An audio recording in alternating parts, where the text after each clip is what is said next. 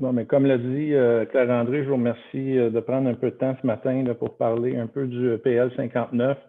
Pourquoi au Métallo, on a décidé de sortir ce matin avec notre secteur minier, alors qu'on représente là, près de 60 000 travailleurs et travailleuses dans toutes sortes de secteurs. C'est littéralement parce que le secteur minier, c'est eux qui ont été les précurseurs à revendiquer la santé-sécurité. Premièrement, dans des conventions collectives, que ce soit le droit de refus, que ce soit des représentants de prévention, des libérations, le travail conjoint dans les comités de santé-sécurité, c'est le secteur minier qui a fait ça. Puis pourquoi le secteur minier? On ne se fera pas de cachette que dans les années 50, dans les années 60, c'est un véritable état-compte qu'on avait dans le secteur minier. Si on reprend juste quelques chiffres, dans la décennie de 1950, il s'est tué 259 mineurs au Québec. Dans les années 70, après ça, ça a baissé à 146. Puis quand sont arrivées les dispositions, justement, de la loi santé et sécurité du travail, quand la loi est arrivée en 79, c'est là que le paritarisme entre les représentants de travailleurs, les travailleurs, puis les employeurs, ont commencé à travailler ensemble pour faire de la prévention. C'est là que ça a baissé. Donc, si on va un petit peu plus loin après ça, dans la décennie des années 90, ça a baissé de façon drastique à 36 accidents mortels. Puis dans la dernière décennie qu'on vient de passer, là, 2010 à 2019, là, 13 accidents de travail mortels. Donc, on voit le fruit justement des efforts que les employeurs et les représentants de travailleurs ont mis ensemble à faire de la prévention sur les lieux du travail. Pour nous, au Métallo, puis pour pas mal d'autres mondes, le projet de loi 59, ça passe vraiment pas. En fait, il est contesté par beaucoup de personnes. Je vous dirais que l'ensemble de la société civile, à part les employeurs puis les représentants d'employeurs, tout le monde conteste les dispositions du PL 59. Il y a eu certes des amendements, mais ces amendements-là, ça n'a pas corrigé le problème. Puis à certains égards, ça a même empiré les problématiques. Empiré dans le sens qu'il n'y a même plus d'exigence minimale dans la prévention conjointe dont je vous parlais. Donc, il y aura plus le paritarisme ne sera plus pareil. Les heures de libération des représentants de prévention sont abolies. On va devoir négocier avec l'employeur. Les travaux du comité de santé et sécurité aussi, ça sera plus déterminé la fréquence. Le médecin d'établissement va être choisi seulement par l'employeur alors que c'était conjointement qui était choisi. Le programme de prévention aussi, qui est la pièce maîtresse d'une prévention dans un milieu de travail, va être choisi par l'employeur directement. Des grands pans du régime actuel de santé et sécurité sont nés dans le secteur minier, comme je disais. Puis ça l'a payé dans le passé. La loi santé et sécurité de 79 s'en est grandement inspirée. Puis là, on veut venir défaire ça. Le gouvernement, au lieu d'étendre ce modèle-là à d'autres secteurs, parce qu'on se serait attendu dans les dernières années que le gouvernement étende tout le paritarisme en santé et sécurité à d'autres secteurs d'activité économique, ben c'est pas ça qu'il fait. En fait, on vient dénaturer, on vient vider de son sens la loi actuelle. On enlève toutes les protections minimum telles que je vous parlais tantôt. En plus, ben, on vient compliquer la reconnaissance de maladies, puis on vient limiter l'accès au traitement, puis à l'indemnisation aussi des travailleurs accidentés. Au Métallo, on est très inquiet. Dans le secteur minier, la prévention, c'est une question de vie ou de mort. Malheureusement, souvent, quand on a des accidents, c'est pas des banalités, c'est des accidents graves. Donc, sur ça, je vais passer la parole à Nadine Jonca. Merci Dominique. Bonjour, moi c'est Nadine Jonca, je suis représentante à la prévention chez ArcelorMittal Mines Canada, là, dans le coin de Fermont sur la Côte-Nord. Comme Dominique il l'a dit, la prévention, c'est vraiment une question de vie ou de mort, ça sauve vraiment des vies. Chez nous, on a connu malheureusement là, des dizaines et des dizaines de décès là, dans les années 70-80. Ça s'est amélioré, mais malgré le fait que ça s'est amélioré, on a quand même encore des décès. Le dernier qu'on a eu, c'était en 2019, puis c'est vraiment tragique là, pour les familles. On a d'ailleurs fait un monument là, ici à Fermont pour se souvenir là, des confrères qu'on a perdus dans des accidents de travail. C'est vraiment triste. Puis je commencerai par vous parler des comités. Présentement, dans le projet de loi, ce qu'on entend, c'est qu'on voudrait donner le droit à l'employeur de faire un comité avec un multi-établissement, d'avoir seulement un représentant à la prévention. Ça ne fait vraiment pas de sens. Je vous donne l'exemple chez nous, où on est une grosse mine avec plusieurs secteurs. Bien, on a un comité de santé-sécurité, puis on a 7 sous-comités des différents secteurs. C'est que c'est complètement le contraire, à l'opposé de ce qui est dans le projet de loi. Puis dans ces comités-là, bien, la notion de paritarisme est super importante parce que c'est vraiment en collaboration, en discutant qu'on en vient à mettre là, des décisions puis des alignements ensemble. Venir enlever la collaboration puis le paritarisme qu'il y a dans les comités, c'est de venir enlever le levier que les travailleurs y ont de se faire entendre puis de parfois mettre des énergies pour changer des choses dans le milieu de travail. C'est vraiment eux autres qui ont la réalité du terrain. C'est que c'est important de considérer ce que les travailleurs vont ramener puis de le mettre en place aussi.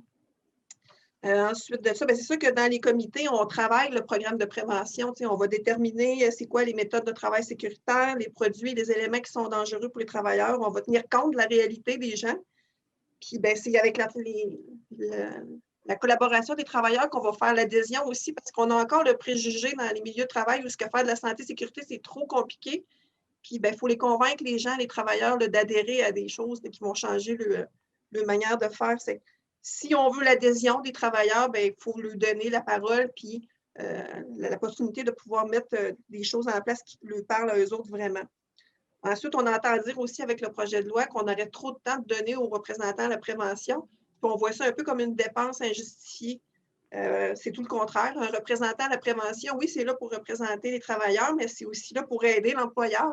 C'est un investissement payant pour un patron, ça, d'avoir un représentant à la prévention parce que il va l'aider malgré tout à mettre des choses en santé-sécurité en place. C'est faux de croire là, que c'est une dépense inutile de mettre un représentant à la prévention puis de donner du temps pour faire les choses qui viennent avec. Les mécanismes de prévention, nous, on les a dans le secteur prioritaire, mais c'est quelque chose qui devrait être là. Tous les travailleurs du Québec devraient avoir droit à ça. Dans la dernière année, on a fait plein d'efforts pour protéger la population du COVID. Je pense que dans le milieu de travail, protéger tous les travailleurs égaux en leur donnant accès à tous les mécanismes de prévention, là, ça ferait juste plein de sens. Nous, dans les mines, on a montré que c'était bénéfique, que ça apportait des améliorations. Il faudrait que tout le monde ait droit à avoir ces améliorations-là. Ça, je passe la parole à André. Bonjour tout le monde. André Rasco, président du syndicat à la mine Westwood. D'entrée de jeu, dans le secteur minier québécois, les lois et règlements ont été écrits suite à des tragédies. Plusieurs travailleurs ont laissé leur vie. Prenons quelques exemples. La tragédie de la mine Belle-Morale en mai 1980 a coûté la vie à 8 mineurs. En février 2017, un mineur à la mine Westwood a été décédé suite à lorsqu'une chargeuse navette en mode télécommande l'a coincé. Dernièrement, une autre tragédie a été évitée de très peu lorsqu'un effondrement majeur s'est produit en laissant un travailleur captif pendant 30 heures sous terre avant d'être secouru par les sauveteurs miniers. Plusieurs travailleurs et travailleuses sont traités actuellement pour des chocs post-traumatiques à la suite de plusieurs effondrements dans les mines.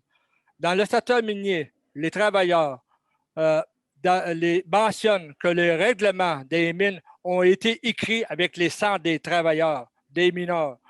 Le projet de loi nous ramène dans les années 70 et nous propose un recul majeur en indemnisation et en matière de réparation. Abolition de la réadaptation physique, pourtant primordial d'aller plus loin afin de réintroduire rapidement nos travailleurs accidentés. Sans le droit de contestation par les victimes, l'indemnité de remplacement de revenus est assujettie à de nouvelles conditions de but de limiter son accès. Prenons seulement les exemples sur la surdité professionnelle. C'est un vrai fléau dans le secteur minier. Le projet 59 prévoit une perte auditive de 22,5 et moins n'est plus admissible. Vous direz que ça n'a pas de bon sens. Donc, si une perte auditive est inférieure, ce serait refus de la réclamation, ce qui donne plus de droit à un appareil auditif.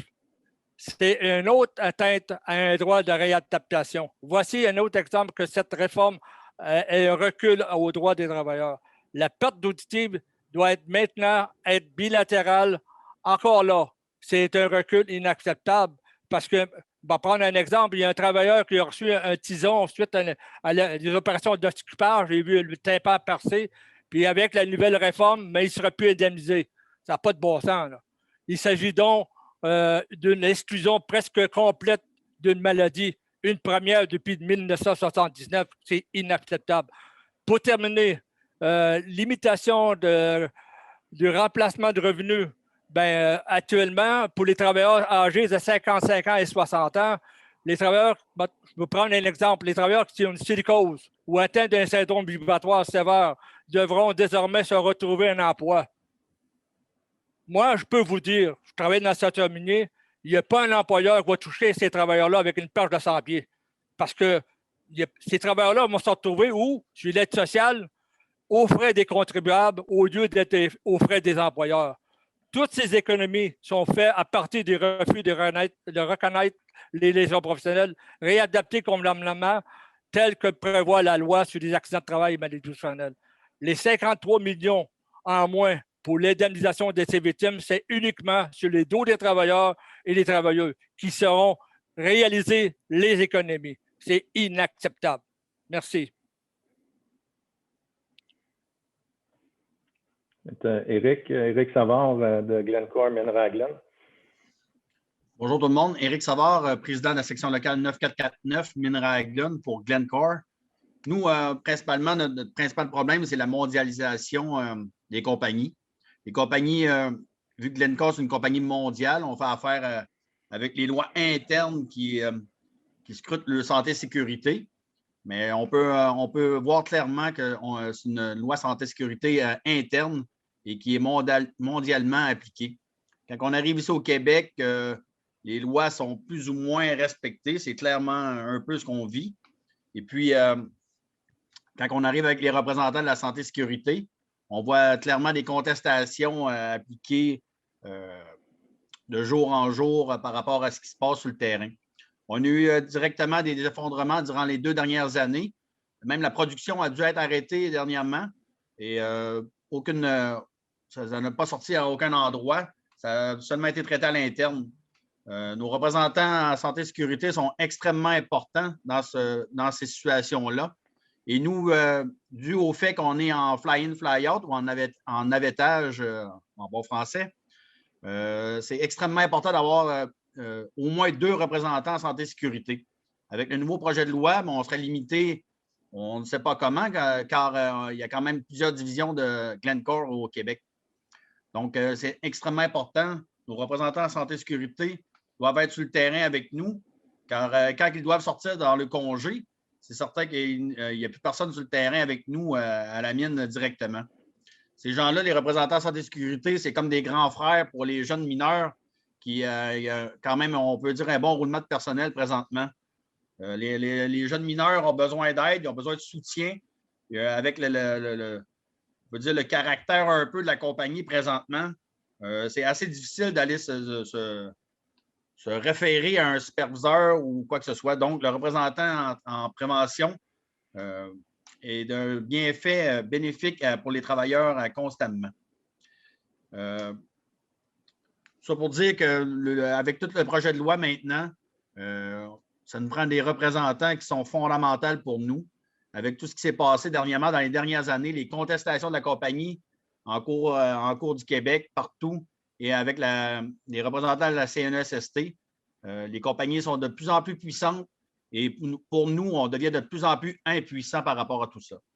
Donc, mon travail à moi est de considérablement pousser à ce que tout le monde vienne nous aider le plus possible et avoir le plus de soutien possible dans toutes les directions de notre sphère d'activité à Minerais.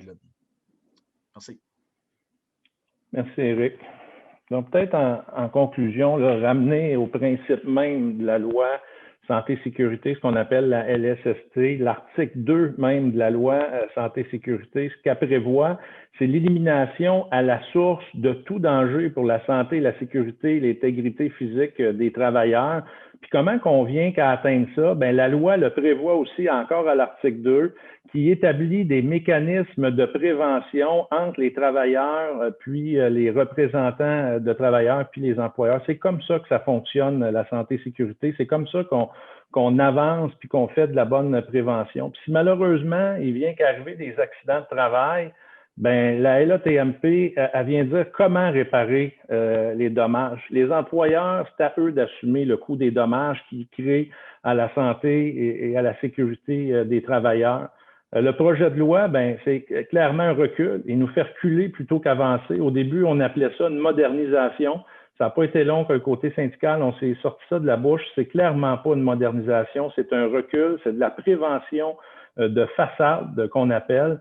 Puis imaginez là, les employeurs seuls, laisser seuls aux employeurs faire de la prévention, alors que les superviseurs puis les directeurs de mines, eux, ont des contraintes de production, eux ont des résultats à livrer, ont des objectifs de livrer. C'est pas vrai que la prévention va fonctionner si on laisse ça seulement aux employeurs. Ça enlève le minimum du paritarisme, qu'on peut s'asseoir avec les employeurs puis faire de la vraie prévention sur le plancher de la prévention qui fonctionne. Tout le monde s'entend, toutes les études s'entendent pour dire que la prévention, là, c'est payant. Mais c'est difficile à quantifier en argent. Mais si je reviens aux chiffres du début que je vous ai présentés, là, on peut être sûr d'une chose, c'est que la prévention, ça a contribué à faire que des dizaines, voire des centaines de pères et mères de famille qui entrent chez eux à tous les soirs puis qui sont plus victimes d'accidents de travail mortels ou de moins en moins. Puis je vais vous donner un exemple bien simple, là. C'est comme si on se dirait là, sur nos routes au Québec, là, il y a beaucoup moins d'accidents de voitures l'hiver. Donc, vu qu'il y a moins d'accidents de voitures, ben, on va arrêter de mettre du sel. On va lever l'obligation de mettre des pneus d'hiver obligatoires à tout le monde parce que de toute façon, maintenant, Dominique, on ne t'entend plus. Ton microphone, tes oreillettes ont lâché.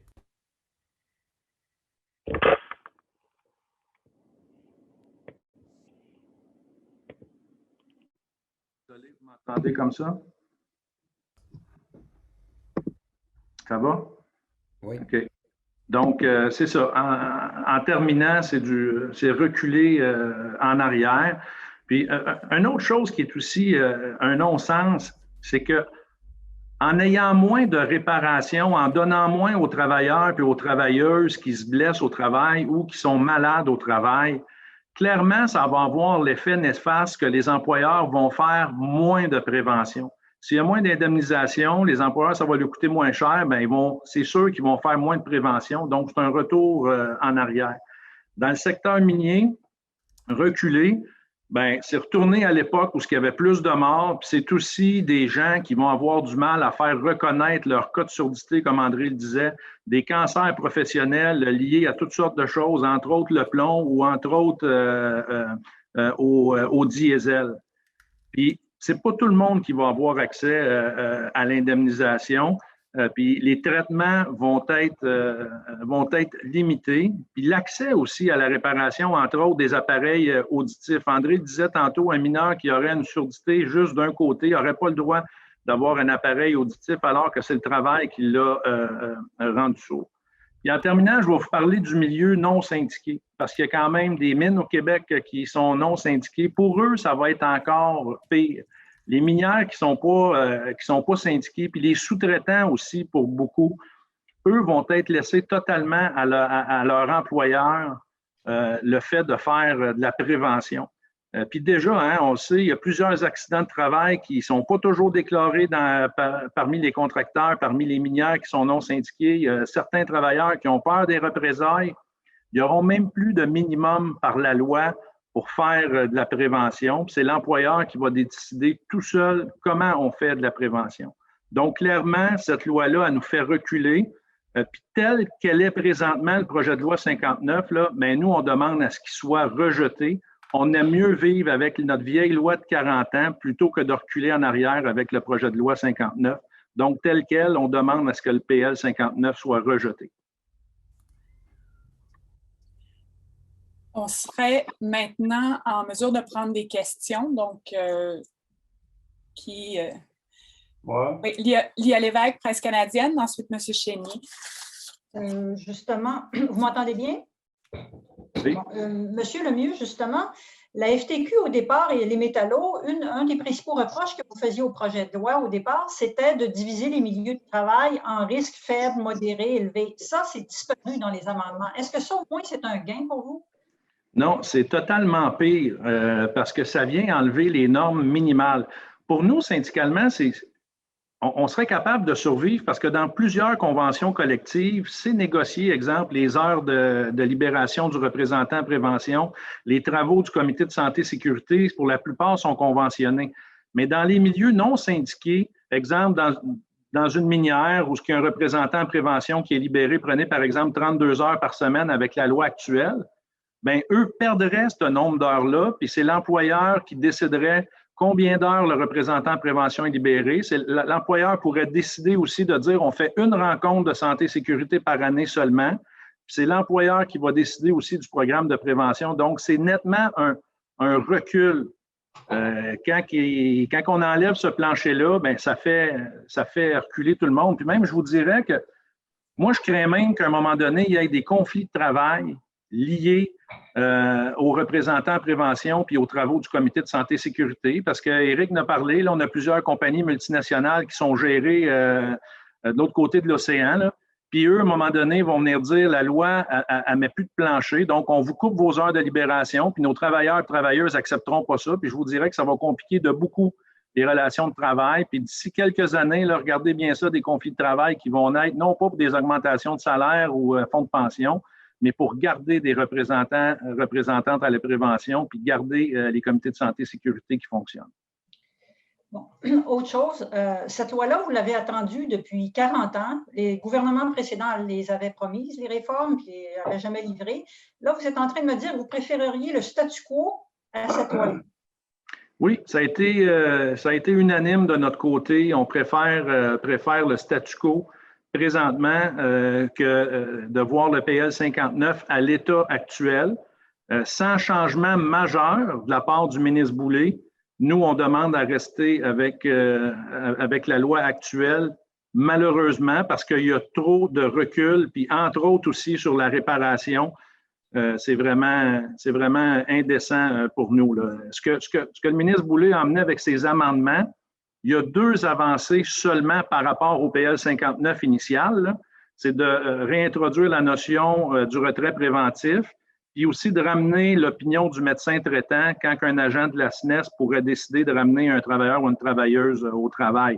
Mais ça, ce n'est pas des gains par rapport à la loi actuelle. On revient à la loi actuelle. Okay.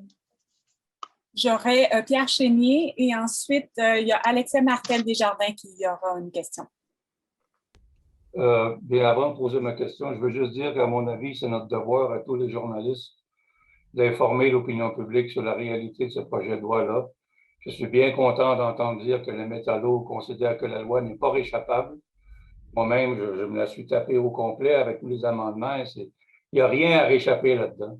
Ce qui me frappe le plus, c'est qu'un ministre, de manière occulte avec ses collègues, on ne sait même pas qui ils sont, dans votre dos, s'arroge le droit de décider de conditions que lui ne vit pas.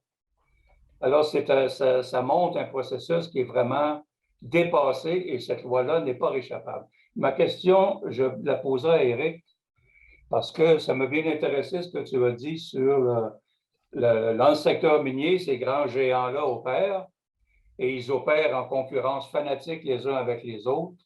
Par nature, la prévention n'est pas inhérente à cette...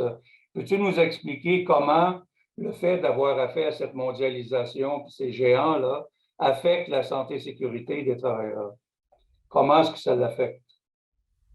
Chez nous, il y a un programme quand même de base qui est quand même assez convenable, on ne peut pas dire. Mais aussitôt qu'il y a des montants non budgétés que l'inspecteur en CNESST vient décréter au site, il y a tout de suite une contestation et ce n'est pas dans le budget. Il faut que ça passe à Toronto ou autre.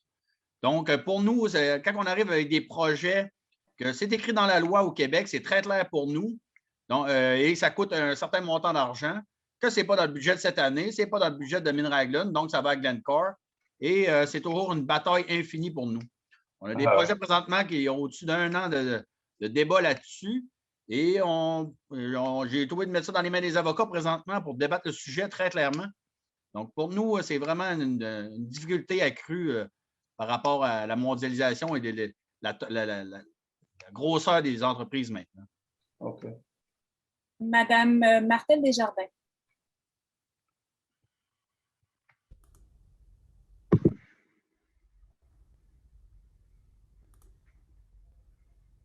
Son micro ne semble pas fonctionner. Dans le chat, c'est écrit. Peut-être écrire la question dans le chat. Madame Martin Desjardins, votre micro est à on. Est-ce que vous pouvez juste...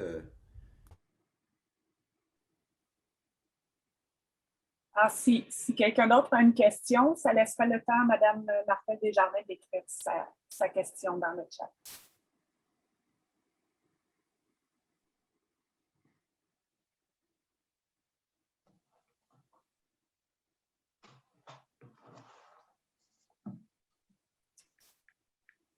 J'en profite pour vous dire que le communiqué de presse est en ligne et il a été mis sur CNW et j'ai mis le lien dans le chat. Est-ce qu'on a une intervention? Non, une deuxième question, si c'est possible. Madame Martel Desjardins, ma question s'adresse à Éric Savard. Quel aspect de la loi vient exacerber les problèmes liés à la mondialisation dont vous avez parlé? Je pense que M. Dominique Lemieux pourrait compléter aussi sur cette question-là après. Excuse-moi, ça a coupé un petit peu. Tu répéter ta question, s'il vous plaît? Quel aspect de la loi vient exacerber les problèmes liés à la mondialisation dont vous avez parlé? Comme je disais tantôt, c'est le débat juridique qui s'enclenche des fois, qui est vraiment très lourd. Les compagnies sont vraiment puissantes. Et pour nous, des fois, juste un petit groupe de travailleurs contre une compagnie mondiale, on sait que les batailles ne sont pas toujours égales. Donc, pour nous, c'est toujours ce problème-là qui est difficile pour nous. Je vais prendre juste un exemple aussi avec la minière Glencore qu'on a vécue au Métallo, mais au Nouveau-Brunswick, où on a eu un long lockout de 6 mois à l'usine de Belle-Dune qui appartenait à Glencore. Puis un des enjeux de la négociation, justement, c'était les heures de libération du représentant à la prévention. Donc, quand je faisais le lien qu'à un moment donné, il va y avoir des conflits de travail ici, s'il n'y a plus rien de minimum dans la loi au Québec pour venir dire qu'un représentant de prévention va être libéré tant d'heures par semaine, c'est clair que la directive, elle va venir de très haut de chez Glencore pour dire on va couper les heures de libération des représentants de travailleurs parce que clairement, ce n'est pas dans la philosophie de ces multinationales-là de travailler conjointement en santé-sécurité. C'est pour ça que ces minimums-là sont importants à conserver dans nos lois ici au Québec.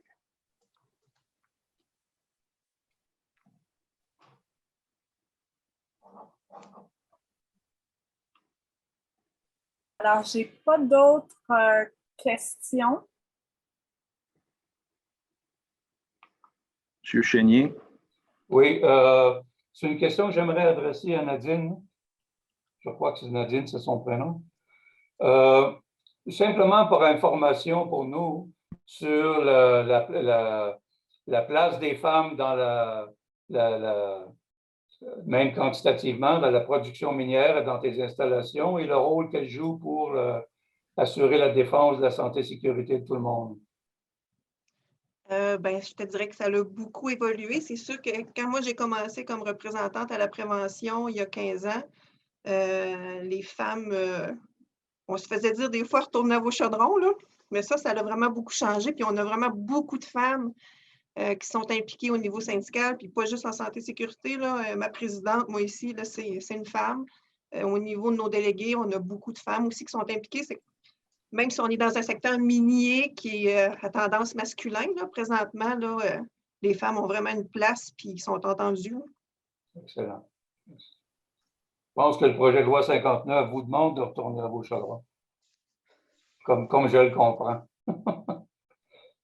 C'est absurde. Merci beaucoup.